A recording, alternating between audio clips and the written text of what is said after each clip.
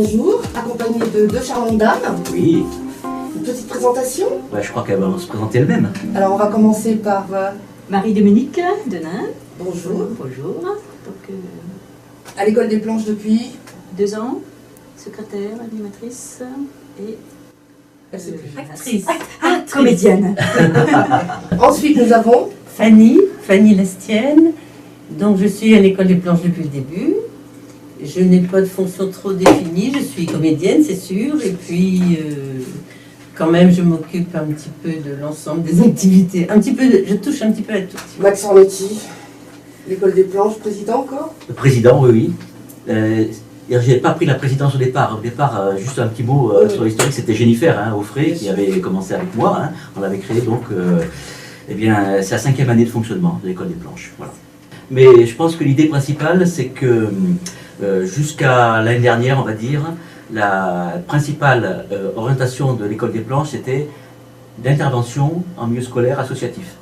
Donc les écoles primaires, le collège Clavel, bien entendu, Anime Plus, où on a fait des interventions pendant 3 ans. Et puis depuis l'an passé, on a créé une troupe avec des enfants. Cette année, il y a 18 enfants dans notre troupe, et une troupe avec des adultes, 23 adultes, et avec ces 23 adultes très motivés, on a décidé là de monter vraiment des pièces du répertoire. Donc il y aura, on en parlera peut-être tout à l'heure, des pièces de Feydeau, Courteline, Marivaux, et de le montrer en milieu rural. C'est-à-dire que on ne veut pas seulement être une assoce de théâtre d'Avallon, mais vraiment des alentours aussi d'Avallon. Tu parles de 18 enfants, plus de 20 adultes, ce côté humanisme à travers le théâtre de l'école des planches, c'est un choix, c'est une volonté. Je crois que c'est ce qui nous réunit. On va parler beaucoup du travail d'équipe parce que c'est vraiment le lieu d'un grand travail d'équipe, cette école des planches.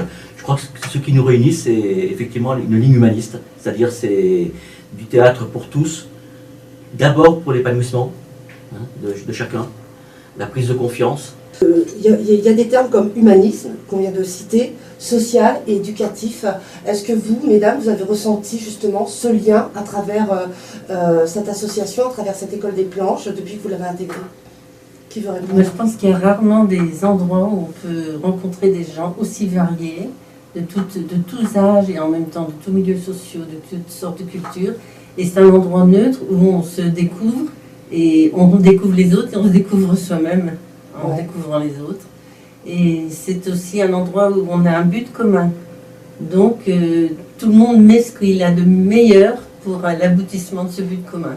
Et c'est très très riche, et il y a aussi une lignée dans le temps, comme on doit arriver au spectacle, il faut maintenir notre activité. Pour les enfants c'est très important, parce qu'un enfant, difficile de lui faire tenir le cap une année.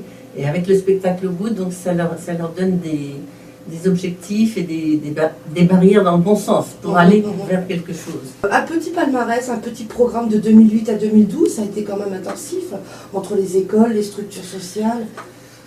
Oui, ça a été, alors si on fait déjà un bilan de 4 ans d'intervention dans le milieu scolaire associatif, c'est assez impressionnant, puisque, alors je parle sous le contrôle de Marido, on a donc monté un spectacle avec toute l'école primaire des Chaumes, c'est-à-dire 180 élèves à peu près.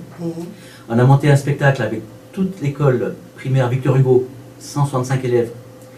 Et là, on est en train de monter un spectacle avec l'école primaire de Sainte-Chantal, avec laquelle on va faire une comédie musicale qui sera donnée au marché couvert en mars 2013. D'accord. À côté de ça, il y a toujours le spectacle Clavel, le collège Clavel, avec minimum 60 collégiens, avec le spectacle annuel au mois de mai et au mois de juin. Et puis on a eu aussi les 3 années avec Anime Plus, où la troupe a commencé. Par exemple, Fanny est arrivée au moment d'Anime Plus dans notre troupe. Voilà. À côté de ça, on a encore l'accompagnement éducatif à l'école Victor Hugo qui se poursuit, ce qui fait vraiment beaucoup de travail. En dehors de la troupe, tout ça c'est tout le travail d'intervention éducative, formation, etc. Voilà, le côté le plus social et éducatif. Max Ornetti, une formation, comment ça se passe? C'est une formation auprès des enfants? Par exemple, auprès des enfants, alors ça se passe en 3 stades. Le premier stade, c'est d'abord l'approche par des jeux. Des jeux où il y a des gestuels, etc., des ralentis, des accélérés, etc. Donc ça c'est la première phase. Il faut que l'enfant commence à se sentir bien dans sa peau, bien dans son corps, bien dans l'espace. Après il y a une deuxième phase d'imagination où on fait des exercices divers sur l'imagination, dont des improvisations. Il n'y a pas que ça, il y a beaucoup d'exercices différents. Et puis après on passe à l'approche d'un texte. Bon. Et c'est vrai que le théâtre quand même... on a beau tourner dans tous les sens, au départ il faut bien qu'il y ait un texte. Donc l'approche du texte qui aussi doit être très prudente, parce que d'abord les enfants n'ont pas le même âge. Un enfant qui est en CP, n'a pas la même lecture qu'un enfant de 3e par exemple. Et puis que le texte plaise, qu'il y ait du rythme, etc. C'est-à-dire qu'il faut que là aussi, ça ne soit pas un travail scolaire dans le mauvais sens du terme, où c'est le devoir à faire. Il faut qu'ils aient du plaisir à jouer.